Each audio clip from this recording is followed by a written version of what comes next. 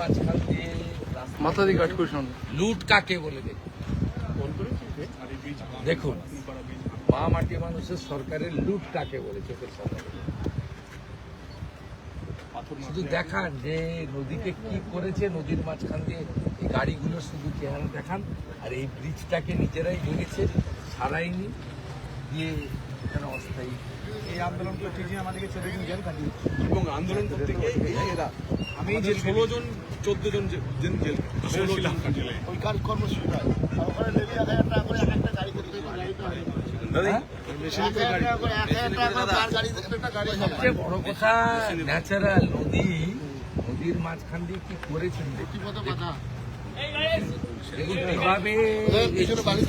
চুরি করে, মানে ইনস্টিটিউশনাল করাপশন কাকে বলে দেখুন, বীরভূম জেলা জুড়ে মানে লুট, কার্যত লুট, কোটি কোটি টাকার লুট। বারবার এইটা আপনারাও বলেছেন, এই টুলু মন্ডল এরা যেভাবে পাথর ক্রাশ, এদের মাথায় সরকারের হাত আছে, মুখ্যমন্ত্রীর হাত আছে, এরা তো কালেক্টর। 25 টাকা রাখছে, 75 টাকা কোথায় পাঠায়? রাস্তায় আমরা দেখলাম একাধিক বেসরকারি নিরাপত্তা সবচেয়ে বড় বেনিফিশিয়ারি তো তৃণমূল কংগ্রেস, সবচেয়ে বড় বেনিফিশিয়ারি তো মুখ্যমন্ত্রী, তার ঘনিষ্ঠ লোকজন। তাদের সাপোর্ট ছাড়া হতে পারে নাকি এই নদীর মাঝখানে এইভাবে রাস্তা?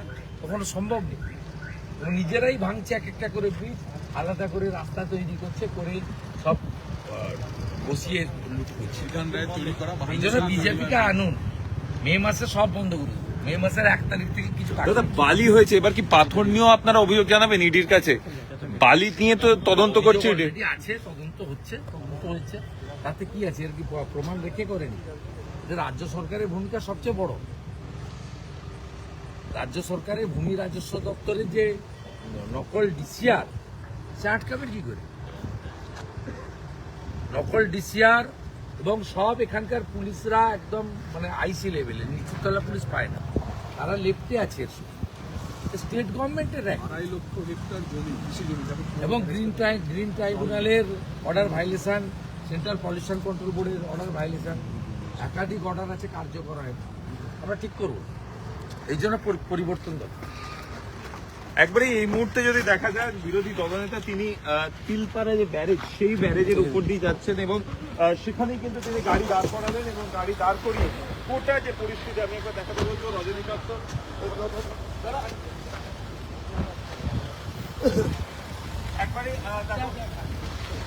একবারই দেখো, এই মুহূর্তে আমি রজনীকান্ত বেরাকে একটা দেখাতে বলবো, ব্যারেজের উপর দিয়ে একবারে কিন্তু